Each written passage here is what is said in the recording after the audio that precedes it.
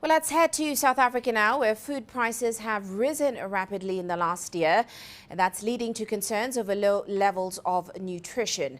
Like most African nations, South African consumers have also borne the brunt of rising inflation due to the conflict in Ukraine, and more locally due to the ongoing power cuts, and that's forcing retailers to hike prices for consumer goods.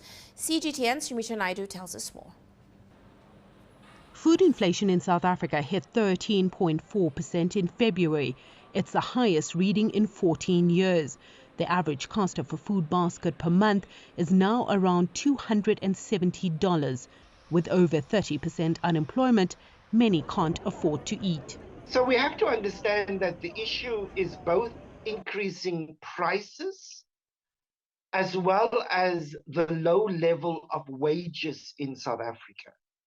So when we take, for instance, wages and we look at the national minimum wage, about 60% of that income will go to transport and electricity, leaving about 40% of that income for all other kind of household expenses. A number of food items like cooking oil, maize meal, bread and cereals are priced almost double since the Russia-Ukraine conflict began in 2022.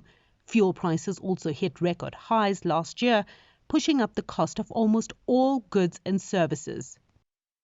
The price has tripled, and for us, like I'm a pensioner, before I buy any luxuries, I've got to think about the necessary items like tomatoes, potatoes, onions, those are our everyday items, but it's ridiculously high.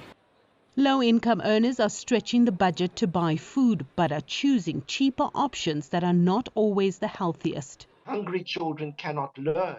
In fact, all the investment that we are making as a country through the national budget into education, into health, are actually undermined by the inability of households to purchase sufficient and nutritious food.